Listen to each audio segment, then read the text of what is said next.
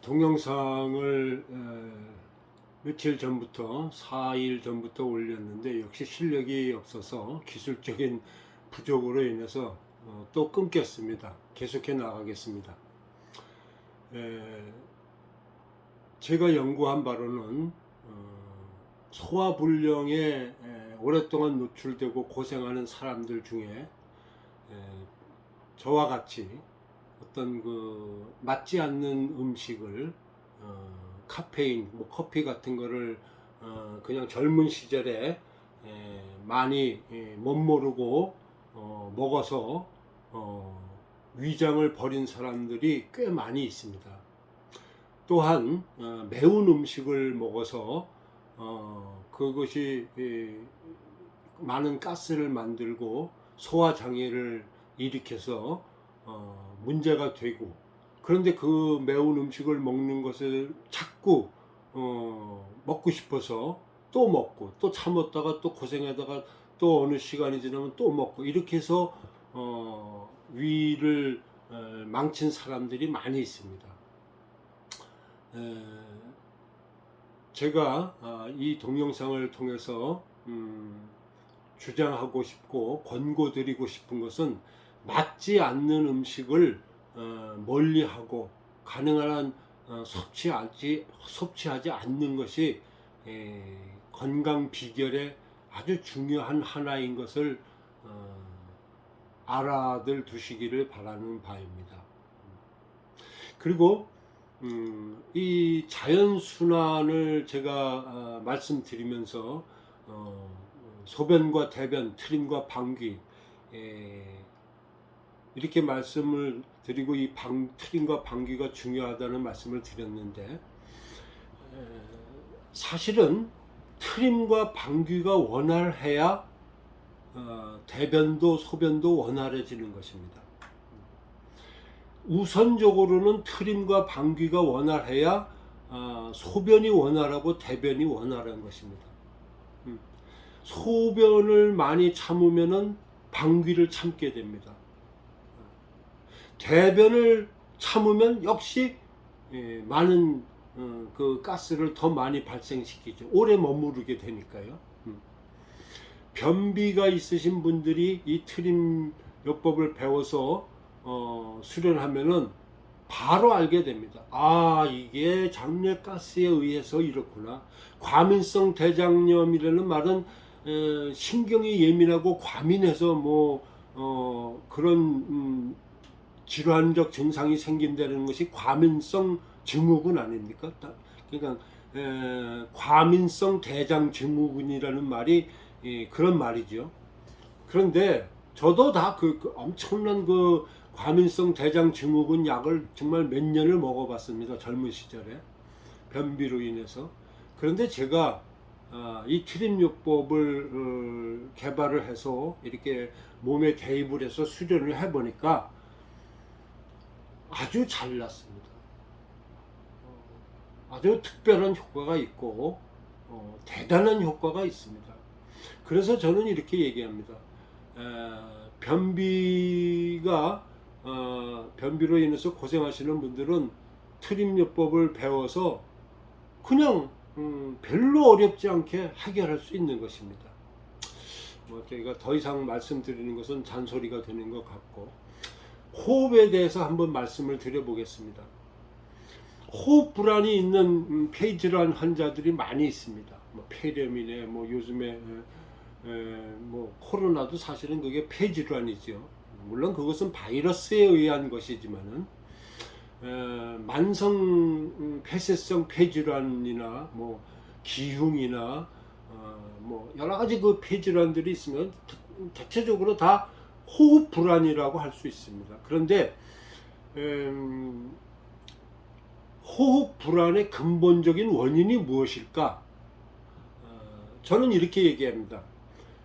호흡이 100이라는 공기가 들어갔다가 나올 적에는 한 90밖에 못 나오고 10 정도의 공기가 남게 됩니다. 그럼 그 잔여가스가 남아 있으면은 그 다음에 공기를 집어넣으려고 해도 90밖에 안 들어갑니다.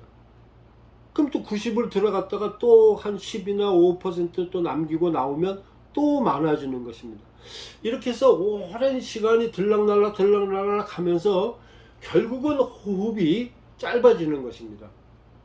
호흡이 짧아지니까 숨이 차는 것이고, 숨이 짧아지니까 또 운동력이 약해지는 것이고 저하되는 것이고, 뭐 그렇게 해서 자꾸 호흡이 이렇게 얕아지는 것입니다. 왜? 잔여가스가 점점 차 올라오니까요.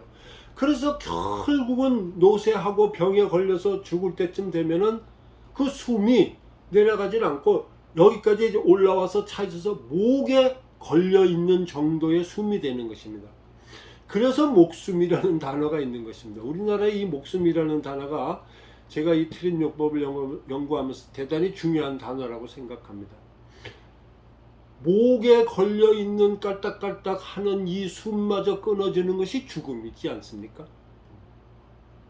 호흡을 수련하는 사람들이 많습니다. 많은 수련을 수십 년 동안 합니다. 제가 그런 것들에 대해서 다 뭐 언급하고 할 자격도 없고 그렇지만은 제가 이렇게 자신 있게 말씀드립니다. 트림요법을 수련해서 가스를 빼보십시오. 대번 호흡이 원활해집니다. 수십 년 막혔던 코가 뻥뻥 뚫어집니다.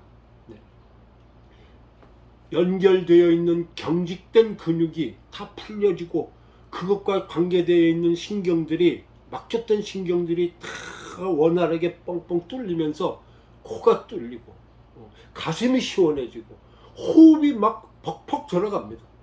되지도 않던 이 딱딱하고 차가운 배가 따뜻해지고 부드러워지면서 호흡이, 복식 호흡이 자연스럽게 막 됩니다. 물론 하루아침에 이루어지는 것은 아닙니다. 필요한 만큼 지속적으로 수련을 해 나가야 하는 것이죠. 로마는 하루아침에 이루어지지 않았다라는 그 명언을 제가 정말 좋아합니다.